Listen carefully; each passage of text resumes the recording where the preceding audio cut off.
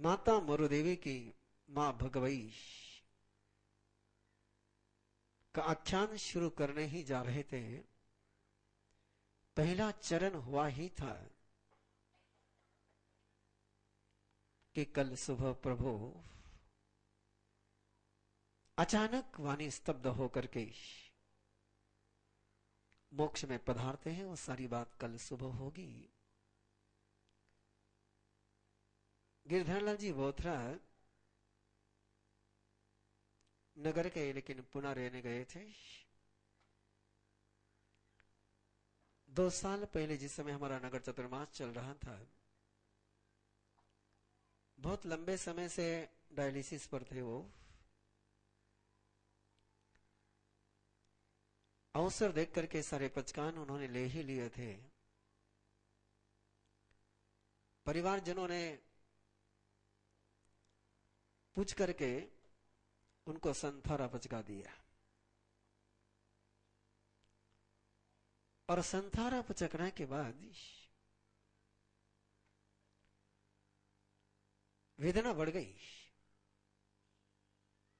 ऐसा सामान्यतः होता नहीं। संथारा पचकने के बाद वेदनाएं कम हो जाती है। वेदना बढ़ गई, सांस अटकने लग गई। परिवार वाले बड़े परेशान हो गए। ना जी पा रहे हैं, न छूट पा रहे। जैसी लोक मान्यता है कि किसी में उनका मन अटका होगा। सब कुछ पूछ लिया गया उनसे, लेकिन उसके बावजूद भी, और वो तो भुक्तभोगी ही जानते हैं कि जिस समय अपना स्नेही जन ऐसे परिस्थिति में हो, समय स्वयं पर क्या बीतती है।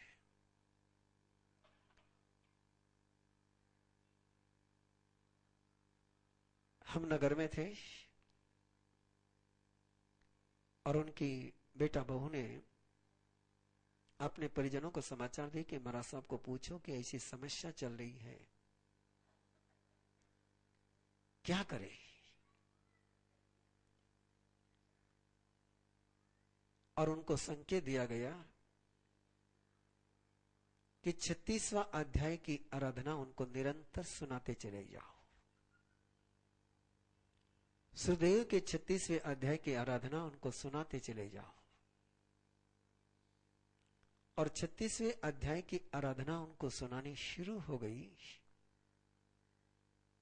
वेदना शांत हो गई और समाधि पूर्वक ऐश्य पूर्ण हुआ। यह है 36वें अध्याय की महिमा।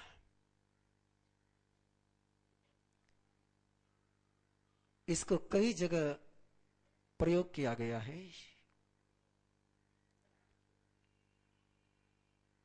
अनुत्तर है ये सारी ही देशना। इस देशना की सारी बातों की चर्चा असंभव है। केवल प्रारंभ में मैंने आपको कुछ संकेत किए थे कि हमारी विश्व की अनादिकाल की जो यात्रा चली हुई है, वो अकेली आत्मा के बल पर नहीं और अकेले पुद्गल के बल पर नहीं। आज भी आप यहां बैठे हैं, हम बैठे हैं, तो केवल श्रद्धा के बल पर नहीं बैठे हैं, शरीर का भी बल साथ में है। और शरीर का बल ये जड़ का बल है, श्रद्धा का बल ये आत्मा का बल है। कोई व्यक्ति पाप भी करता है, केवल दुर्भावना के बल पर नहीं करता, उसको भी शरीर बल की आवश्यकता होती है। चाहे पाप करना हो चाहे पुण्य करना हो, दोनों ही बलों की आवश्यकता होती है। आत्म बल की भी आवश्यकता होती है और जड़ के बल की भी आवश्यकता होती है। जब तक इन दोनों का जोड़ चलता रहेगा, तब तक पुण्य पाप का चक्र चलता रहेगा। ये गठबंधन है। और इस गठबंधन में कभी पुण्य होता है, कभी पाप होता है। जिस दिन ये गठबंधन टूट जाएगा, उस दिन पुद्गल पुद्गल बन जाएगा, जड़ जड़ बन जाएगा और चेतना परमात्मा बन जाएगी। और यही सारी साधना का लक्ष्य है। अनुत्तर देशना का पहला अध्याय है विनय का, और विनय का अर्थ होता है श्रद्धे की भक्ति करना, श्रद्धे के साथ जुड़ जाना।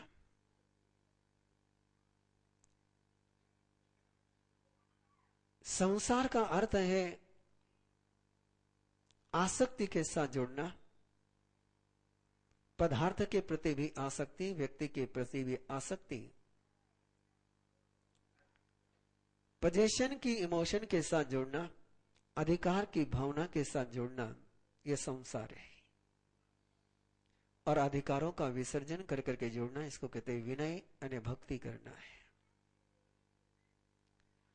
संसार के साथ जुड़ना यानी अपने इतिहास को दोहराना है। प्रभु के साथ जुड़ने का अर्थ है अपने नए भविष्य का निर्माण करना है। जो आज तक किया नहीं, वो जिस पल जीवन में घटित हो जाता है, उस पल श्रद्धा का जागरण होता है।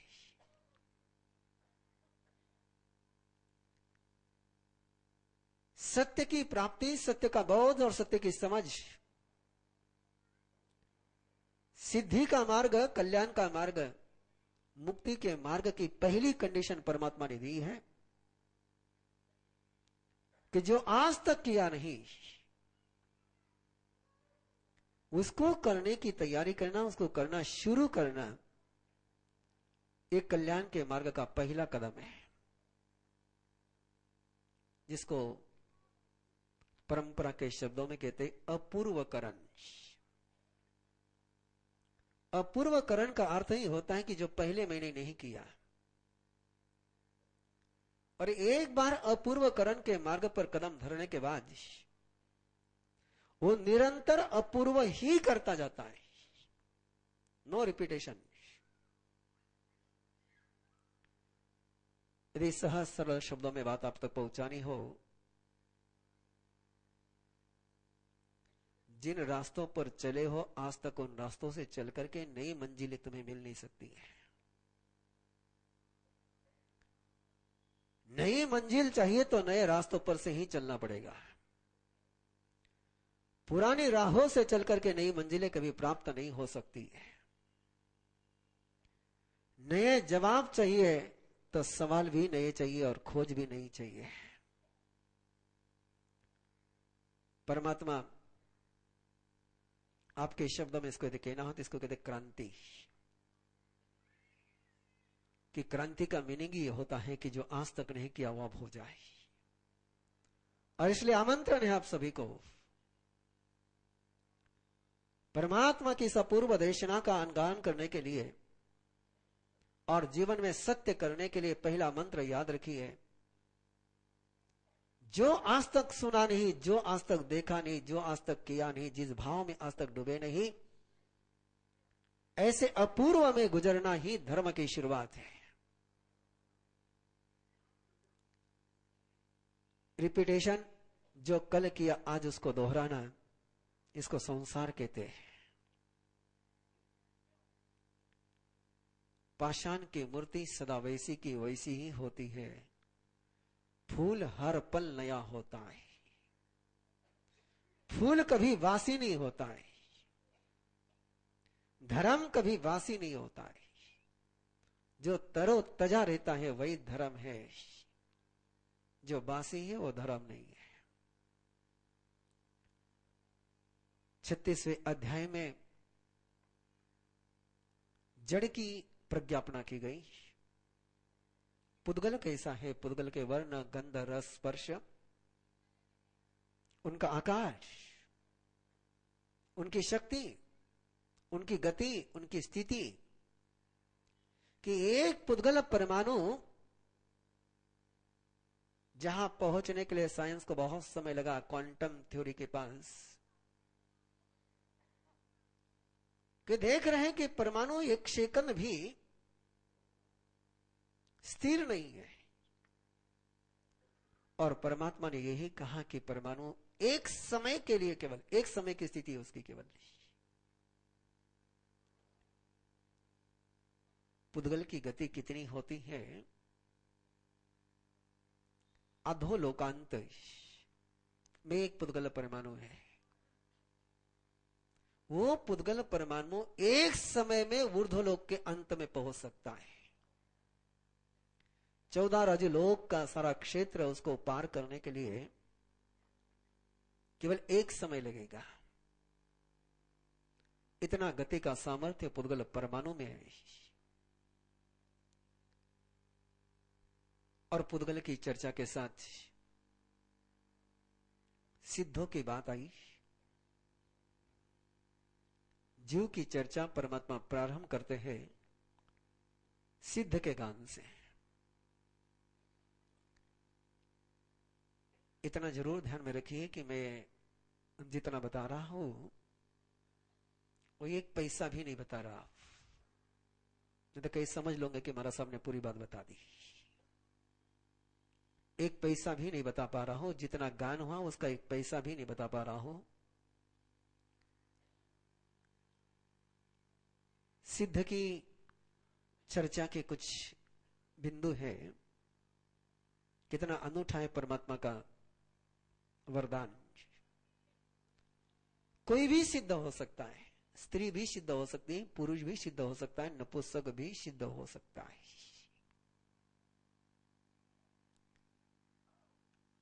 कोई शरीर की शर्त नहीं, कहीं पर भी सिद्ध हो सकता है, पानी में भी सिद्ध हो सकता है, आकाश में भी सिद्ध हो सकता है, जमीन में भी सिद्ध हो सकता है।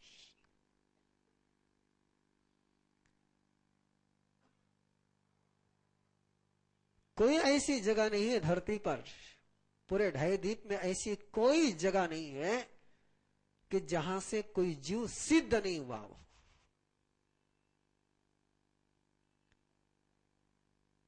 गृहस्थ भी सिद्ध हो सकता है, गृहस्थ लिंग सिद्धा भी गया। परमात्मा ने कहा कि एक समय में 4 गृहस्थ लिंग से सिद्ध होते हैं। गृहस्थ धर्म की परिपालना करते हुए एक समय में 4 सिद्ध होते हैं। क्या परमात्मा की उदारता है, क्या परमात्मा का सत्य का प्रतिपादन है, क्या अनुत्तर देशना है जैनियों तुम्हारे पास, जिसका तुम्हें बोध नहीं है। दुनिया का कोई धर्म परंपरा दूसरे धर्म की आराधना करने वाले को स्वर्ग का अधिकार नहीं देती है, मोक्ष का तो छोड़ ही दो। मुस्लिम को जाकर के पूछो तो वो कहेगा केवल पैगंबर के और इस्लाम के अनुसार ही जन्नत मिल सकती है। यदि उसको नहीं माना तो फिर जहन्नुम में जाना पड़ेगा। बाइबल के पास चले जाओगे तो बाइबल भी आपसे यही कहेगी कि ईसा मसीह के शरण में नहीं आए तो भगवान के राज्य में प्रवेश नहीं मिलेगा। और भी किसी धर्म के पास जाओगे तो बात तो एक ही बात मिलेंगी कि जो हमको मानते वो आस्तिक, जो हमको नहीं मानते वो नास्तिक।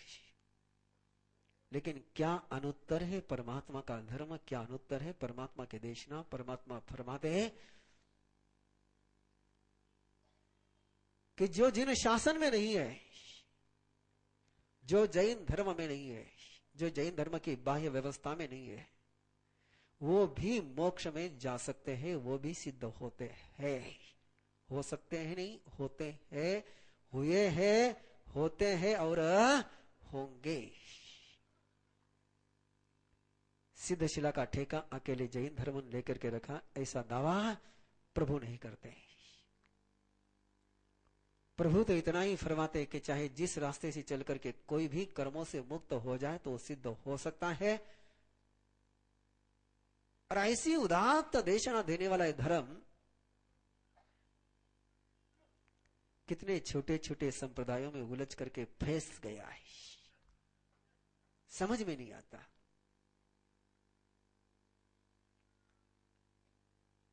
अन्य लिंग सिद्धा के देना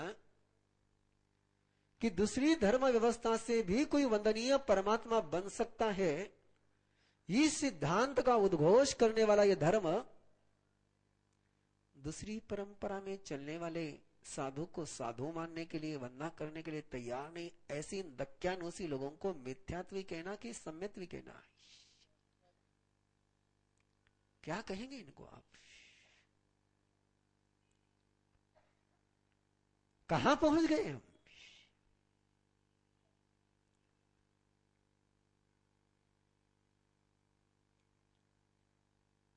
इसको वंदना मत करो, उसको वंदना मत करो।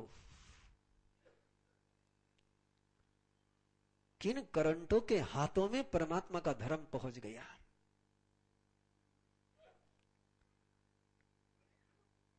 एक ऐसी देशना परमात्मा की, जिस देशना की खोज में पूरा विश्व तड़प रहा है।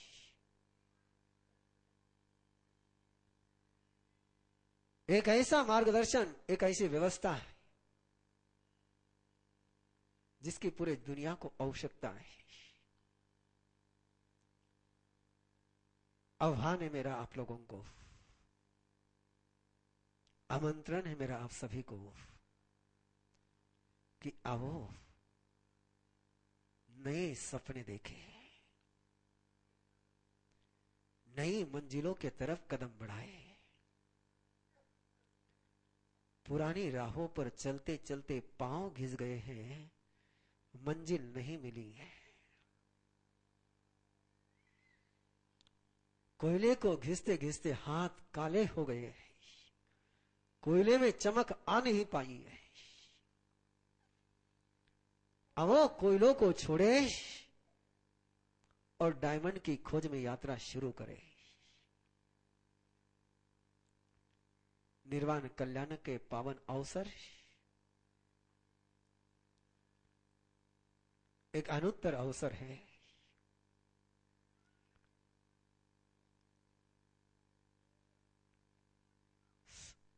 कल सुबह जिसका अनुष्ठान हम लोग करने जा रहे हैं, उसकी थोड़ी सी जानकारी आपको पूर्व तैयारी के रूप में।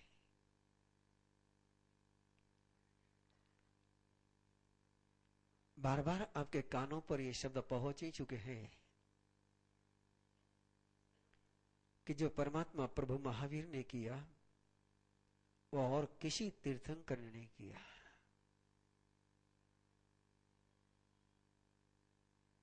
अपूर्व, अभूतपूर्व। और ये तर्क की बात नहीं, ये इतिहास और आगम की बात है। ये कोई प्रवीण ऋषि का प्रतिपादन नहीं, ये आगम कहते हैं। ये हर परंपरा आपसे कहेगी, वो कहते नहीं अलग बात है, लेकिन किसी भी परंपरा को जाकर के पूछो क्या 23 तीर्थंकरों के शासन में उत्तराधीन सूत्र था क्या? उत्तर एक ही आएगा, नहीं। क्या 23 तीर्थंकरों के निर्वाण कल्याण के समय में किसी तीर्थंकर ने भगवान ऋषभदेव से लेकर भगवान पार्श्वनाथ तक किसी तीर्थंकर ने अंतिम समय में देशना दी है क्या? कहेंगे नहीं। भगवान ऋषभदेव से लेकर भगवान पार्श्वनाथ तक के सारे तीर्थंकर जैसी मोक्ष में जाने की वेला आती है, कोई 15 दिन के लिए मौन हो जाता, कोई महीने के लिए मौन हो जाता, मौन हो जाते।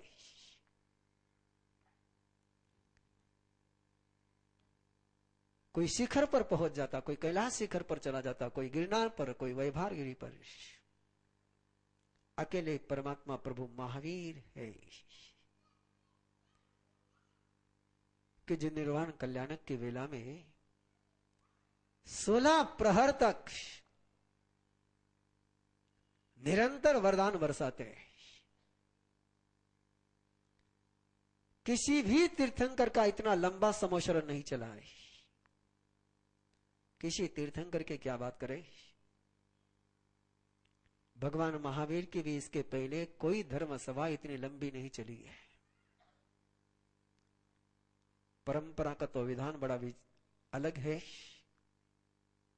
कि तीर्थंकर केवल पहले प्रहर में देशना देते, दूसरे प्रहर में देशना नहीं देते। और परमात्मा प्रभु महावीर ने निरंतर 16 प्रहर देशना फरमाई। कैसी वो धर्म सभा होगी, कैसा वो समोशरण होगा जिसमें दिन का पता नहीं चला, रात का पता नहीं चला, किधर सूर्योदय हुआ किधर सूर्यास्त हुआ किसी को पता नहीं चला। धन्य वे पशु भी, धन्य वे पंछी भी कि जिन्हें 48 मिनट तक भूख भी नहीं लगी, प्यास भी नहीं लगी और शरीर की किसी धर्म की संवेदना भी नहीं हुई। क्या उस समोशरण की महिमा होगी, क्या परमात्मा के अस्तित्व का, व्यक्तित्व का, क्या तीर्थंकर नाम कर्म का पुण्य विपाक होगा। भूख नहीं लगना समझ में आता है, प्यास नहीं लगना समझ में नहीं आता है, समझ में आ जाता है, लेकिन इस शारीरिक काम की भी संवेदना नहीं होनी। 16 प्रहर तक कैसे बैठे होंगे? नहीं, गलत है। कैसे परमात्मा ने बैठाया होगा? यदि बैठ सकते तो कभी भी बैठ सकते हैं। और वो समोशरण जो कल सुबह 5:30 बजे तक रहेगा,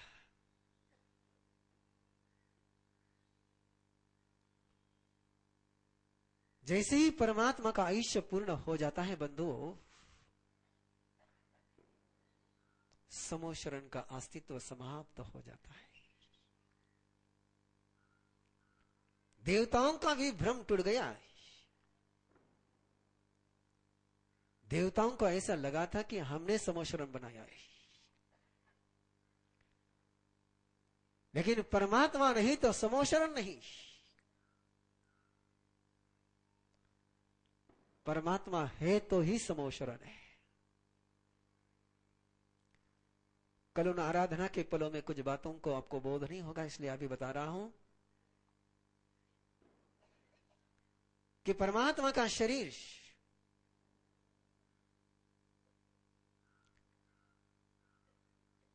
पांच रहस्वाक्षर की साधना के साथ जैसे ही शैलीशी अवस्था में पहुंचता है, निष्कंप स्थिति में पहुंचता है, और जैसे ही परमात्मा की चेतना मोक्ष में पधार जाती है, उसी पल परमात्मा का पूरा शरीर बिखर जाता है।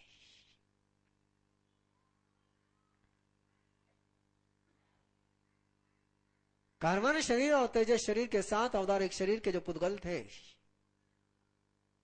कि वे सारे पुद्गल भी कर्पूरमय थे, सुधारसमय थे, और उनका बंधारण, उनका बंधन तब तक ही था जब तक तीर्थंकर के शरीर का आयुष्य था। और जैसे वो शरीर पूरा विसर्जित हो जाता है, समोशरण समाप्त हो जाता है, न अशोक वृक्ष, न छत्रतय, न चवार, न भामंडल, न सिंहासन, एक पल के लिए शक्रेंद्र जब आंख खोल करके देखता है, वो तुरंत परमात्मा के देह की वैक्रिय शरीर से प्रतिरूप बना करके रखता है।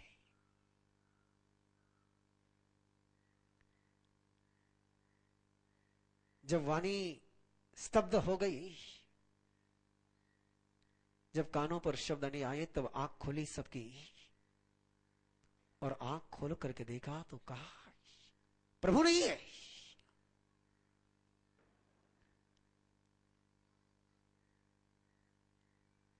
दूसरे ही पल जैसे ही शक्रेंद्र ने वैक्रिय रचना करी, लेकिन स्फटिक सिंहासन नहीं, छत्र तय नहीं, अशोक वृक्ष नहीं, दिव्य ध्वनि नहीं। और सुधर्मा ने जैसे अपने पड़ोस में देखा, इंद्रभूति गौतम भी नहीं।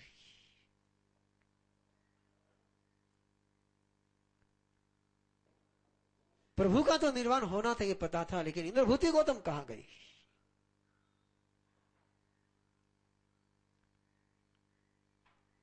जब सुधर्मा के अपने पड़ोस में इंद्रभूति गौतम नजर नहीं आई, एक साथ भूकंप और ऊपर से आसमान से भी गहर, प्रभु भी नहीं और प्रभु के शिष्य भी नहीं।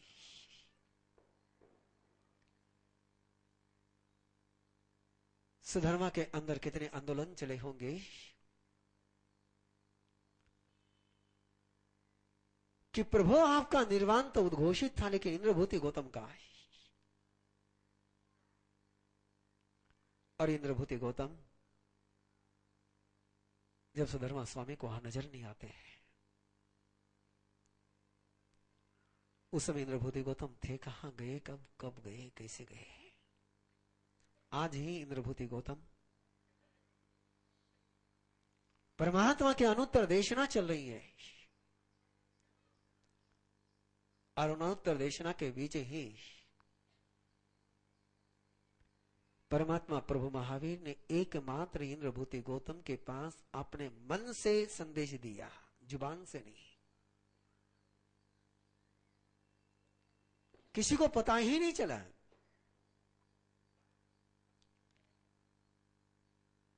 दिल की बात दिलदार जानते हैं। इंद्रभूति गौतम और प्रभु महावीर का रिश्ता केवल शरीर का नहीं था।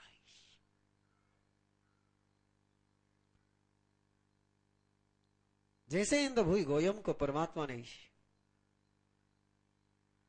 अपने दिव्य मन से आज्ञा दी,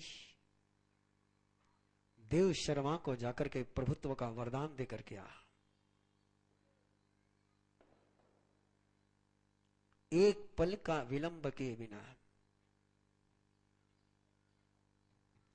जिस दिव्य समोशरण के लिए सारा लोक, सारा आलोक दौड़ा दौड़ा आ रहा है,